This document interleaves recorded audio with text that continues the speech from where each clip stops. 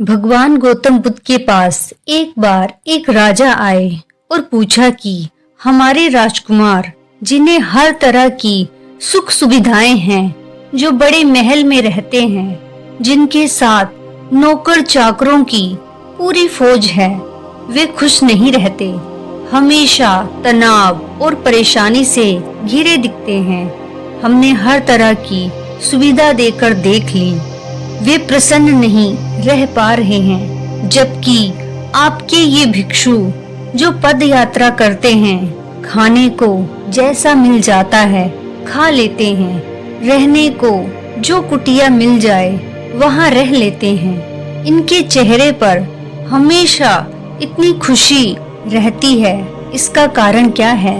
भगवान गौतम बुद्ध ने उत्तर दिया, खुशियां खोजनी हो तो जिसके पास कुछ भी ना हो उसमें खोजो।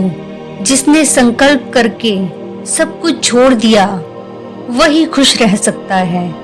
जो स्वेच्छा से चीजों का त्याग करता है वो ही हमेशा प्रसन्न रह सकता है। भिखारी कभी खुश नहीं होगा क्योंकि उसने छोड़ा नहीं है, वह तो अभाव में ही जीवन जी रहा है। अभाव का जीवन जीने वाला कभी खुश नहीं रह सकता। चिंताएं उसे हर समय घेरे रहती हैं। जिसने जानबूझकर छोड़ा है वह खुश रह सकता है। ये दो बातें हैं, एक छोड़ना और एक छूटना।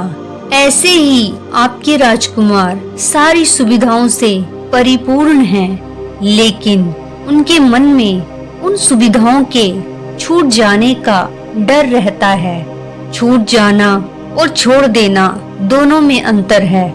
छूट जाना या छूट जाने की सोच हमें डरना सिखाती है, जबकि छोड़ देना या छोड़ने का संकल्प लेना आपको आत्मविश्वास और प्रसन्नता से भर देता है। जिसे कोई चीज मिली नहीं तो उसका त्याग नहीं किया जा सकता है। त्यागी वह होता है जो अपने स्वतंत्र मन से त्याग कर दे। साधन सुविधा संपन्न व्यक्ति भी खुश नहीं रह सकता। उसे पैसे की सुरक्षा की चिंता सताती है, वह हमेशा भयभीत रहता है। निडर सिर्फ वही हो सकता है जिसने स्वेच्छा से त्याग किया है। राजा को अपने प्रश्न का समाधान मिल गया। दोस्तों, एक और कहानी के माध्यम से जानते हैं कि जीवन में खुश कैसे रहा जाए। गौतम बुद्ध जिन्हें सिद्धार्थ गौतम के नाम से भी जाना जाता है, उन्होंने अपने जीवन में खुशी और शांति का मार्ग तलाशने के लिए राजसी जीवन त्याग दिया। उनकी ये यात्रा हमें सिखाती है कि असली खुशी बाहरी चीजों में नहीं बल्कि हमारे भीतर छिपी होती है। लेकिन उनकी शिक्षा की एक कहानी ऐसी है जो सबसे अलग और बेहद गहरी है। चलिए कहानी शुरू करते हैं। एक बार की बात है, बुद्ध एक छोटे से गांव में पहुंचे। गांव के लोग उनके आने की खबर सुनकर उत्साहित हुए और बड़ी संख्या में उन्हें सुनने के लिए जमा हो गए। बुद्ध ने गांव के चौपाल में बैठकर लोगों से पूछा, तुम में से कितने लोग हमेशा खुश रहना चाहते हैं? सभी ने एक सुर में कहा, हम सब। बुद्ध मुस्कुराए और बोले, अगर आप हमेशा खुश रहना चाहते हैं तो पहले ये समझना होगा कि लोगों ने उत्सुकता से पूछा, दुख कहाँ से आता है भगवान? बुद्ध ने कहा, दुख हमारे भीतर की इच्छाओं और लालच से पैदा होता है। जब हम ये सोचते हैं कि हमें हमेशा हर चीज मिलनी चाहिए और जीवन हमारी इच्छाओं के अनुसार चलना चाहिए, तभी दुख जन्म लेता है। तभी एक किसान ने पूछा, लेकिन भगवान, जीवन तो बहुत कठिन है। जब फसल खराब हो जाती है तो हम कैसे खुश रह सकते हैं? जब हमारे अपने हमें छोड़ देते हैं तो हम कैसे मस्त रह सकते हैं? एक वृद्ध महिला बुद्ध के पास आई और बोली, भगवान, मेरा एक ही बेटा था और वह भी अब इस दुनिया में नहीं रहा। मेरा जीवन अब खाली हो गया है। मैं कैसे इस दुख को सहन करूं? बुद्ध ने उसे एक काम दिया। उन्होंने कहा, तुम इस गांव में जाओ और ऐसे घर से एक चुटकी चावल लेकर आओ जहां कभी कोई दुख ना हुआ हो। वृद्ध महिला तुरंत गांव में चल पड़ी। वह हर घर गई और पूछने लगी, क्या आपके घर में कभी कोई दुख नहीं हुआ? लेकिन हर जगह उसे यही जवाब मिला, हमारे घर में भी दुख हुआ है। किसी ने अपने प्रियजन को खोया है, किसी ने धन को और किसी ने स्वास्थ्य को। महिला ने पूरा गांव घूम लिया, लेकिन उसे ऐसा कोई घर नहीं मिला जहां दुख ना हुआ हो। महिला वापिस बुद्ध के पास गई और बोली, भगवान, अब मुझे समझ आ गया कि दुख तो हर किसी के जीवन का हिस्सा है। मैं अकेली नहीं हूँ। बुद्ध मुस्कुराए और बोले, यही सत्य है। जब हम समझ जाते हैं कि दुख और सुख दोनों जीवन का हिस्सा हैं और हमें केवल अपने मन को शांत रखना है, तभी हम हमेशा मस्त रह सकते हैं। बुद्ध ने गांव वालों को समझाया कि खुश रहने के लिए हमें इन बातों पर ध्यान देना चाहिए। पहला, आधारभूत इच्छाओं को कम करें। जितना कम चाहेंगे उतना अधिक शांति पाएंगे। दूसरा, वर्तमान में जिएं, अतीत को भूलकर और भविष्य की चिंता छोड़कर आज को पूरी तरह से जिएं।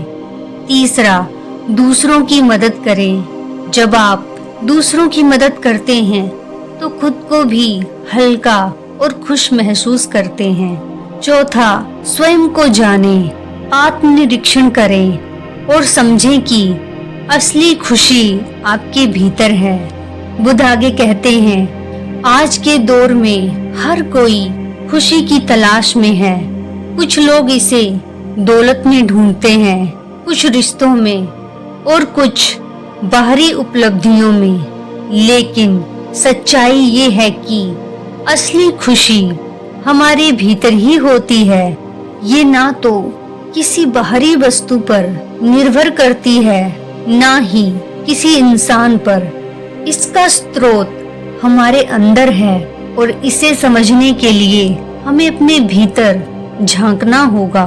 बाहरी दुनिया हमें ये सिखाती है कि अगर हम किसी चीज को पा लें, जैसे नया घर, गाड़ी, पैसा या प्रसिद्धि, तो हम खुश हो जाएंगे। लेकिन ये खुशी केवल क्षणिक होती है। एक नई गाड़ी खरीदने की खुशी कुछ दिनों में फीकी पड़ जाती है। किसी रिश्ते में होने की खुशी तब तक रहती है जब तक हमारी अपेक्षाएं पूरी होती रहें। किसी भी उपलब्धि को पाने के बाद भी जल्द ही नई इच्छाएं जन्म ले लेती हैं। ये सब दिखाता है कि बाहरी चीजों पर आधारित खुशी टिकाऊ नहीं है। तभी उन गांव वालों में से एक व्यक्ति ने पूछा, गुरुदेव, हम कैसे समझे कि खुशी हमारे भीतर है? बुद्ध आगे कहते हैं, पहला, ध्यान और आत्मनिरीक्षण करें। रोज कुछ समय खुद के साथ बिताएं, ध्यान करें और अपने विचारों को शांत करने की कोशिश करें। ध्यान हमें अपने भीतर झांकने का मौका देता है और सच्ची खुशी का अनुभव कराता है। दूसरा, संतोष का विकास करें। जो हमारे पास है उसके लिए आभारी रहना सीखें। जब हम वर्तमान में संतोष महसूस करते हैं तो हमें समझ आता है कि खुशी पहले से हमारे भीतर थी। तीसरा, बाहरी चीजों पर निर्भरता कम करें। ये समझें कि बाहरी चीजें केवल साधन हैं, लक्ष्य नहीं। असली खुशी इन साधनों से नहीं बल्कि हमारे दृष्टिकोण से आती है। चौथा, दूसरों की मदद करें। जब हम दूसरों की मदद करते हैं तो हमारे भीतर एक गहरी संतुष्टि और खुशी उत्पन्न होती है। ये खुशी भीतर से आती है और इसे कोई छीन नहीं सकता। गौतम बुद्ध आगे कहते हैं, जैसे एक दीपक से दूसरे दीपक को जलाने से प्रकाश कम नहीं होता, वैसे ही भीतर की खुशी बांटने से कभी खत्म नहीं होती। जब हम अपनी खुशी को बाहरी चीजों से हटाकर आत्म स्वीकृति, दया और प्रेम में ढूंढते हैं तो हम अपने भीतर की अनंत खुशी को महसूस करते हैं। दोस्तों, इस कहानी से हमें यही सीखने को मिलता है कि असली खुशी बाहरी चीजों में नहीं बल्कि हमारे भीतर है। ये हमारे विचारों, दृष्टिकोण और आत्म जागरूकता से आती है। बाहरी दुनिया को बदलने की कोशिश करने के बजाय हमें अपनी आंतरिक दुनिया को शांत और खुशहाल बनाना चाहिए। याद रखें, खुशी एक मंजिल नहीं बल्कि एक यात्रा है जो हमारे भीतर से शुरू होती है। तो दोस्तों, उम्मीद करती हूँ कि इस वीडियो के माध्यम से आपको अच्छी जानकारी मिली होगी, और यदि मिली हो तो अपने परिवारजनों के साथ और अपने फ्रेंड्स के साथ भी इस वीडियो को जरूर शेयर कीजिएगा। और इसी तरह की मोटिवेशनल वीडियो को देखने के लिए हमारे इस चैनल को जरूर सब्सक्राइब कर लीजिएगा। वीडियो में अंत तक बने रहने के लिए आपका धन्यवाद। आपका हर दिन मंगलमय हो। नमो बुद्धाय।